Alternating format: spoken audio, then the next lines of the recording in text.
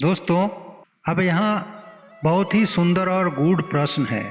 क्या मीराबाई पूर्व जन्म में वृंदावन की गोपी थी, जो इतने बालपन अवस्था में श्री कृष्ण के महान भक्त बनी?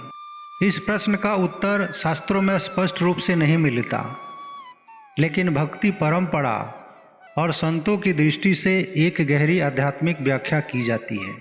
कहा जाता है कि जब मीरा वृंदावन पहुंची तो उन्होंने वहां के संतों से कहा, मैं तो वही मीरा हूँ जो पहले भी कृष्ण की दासी थी।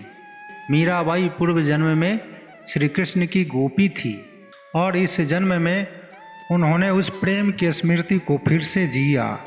दोस्तों, आइए भक्त शिरोमणि मीराबाई के जीवन में घटित आश्चर्यजनक चमत्कारी घटनाओं का विश्लेषण करते हैं, जिससे पता चलता है कि वह कोई साधारण आत्मा नहीं थी। उनकी आत्मा पहले से ही कृष्ण भक्ति में लीन थी, इसलिए बचपन से ही अपने हृदय में श्री कृष्ण को सब कुछ मान चुकी थी।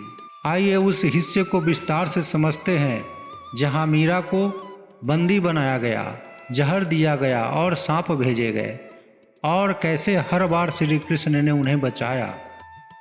हरे कृष्ण। दोस्तों, जब मीराबाई छोटी थी, लगभग 5 या 6 वर्ष की, तब उन्होंने अपने घर में एक विवाह समारोह देखा।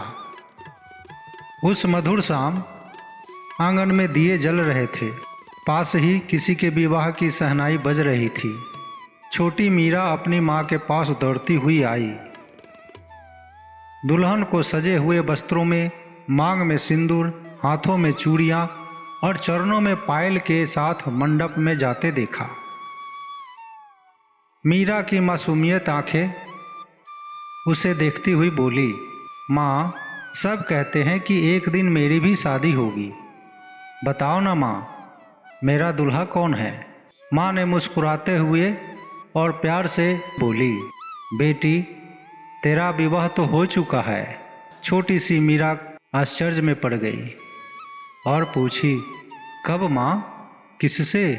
माँ आंखें बंद करके भाव में डूब गई और धीरे से बोली, बेटी, तेरा विवाह तो श्री कृष्ण से हुआ है। वही तेरे पति हैं, तेरे जीवन के स्वामी। मीरा कुछ क्षण शांत, फिर आंखें चमक उठती है। कृष्ण, वही बांसुरी वाले, पीताम्बरधारी, मोर मुकुट वाले? माँ ने सिर हिलाते हुए कहा, हाँ बेटी, वही, जिसे तू इतने प्रेम से देखती है, जिसकी मूर्ति से बातें करती है, वो तेरा साजन है, तेरा परम प्रेम है। मीरा हर्ष और भक्ति में डूब गई। तो माँ, अब मैं उन्हीं से बात करूँगी, उन्हीं को सजाऊंगी, उन्हीं को भोग लगाऊंगी, और क्या मैं उन्हें पायलों की आवाज़ भी सुनाऊं? माँ ने मुस्कुराकर आशीर्वाद देते हुए बोली, हाँ बेटी, तू सच्ची गोपी बन जा।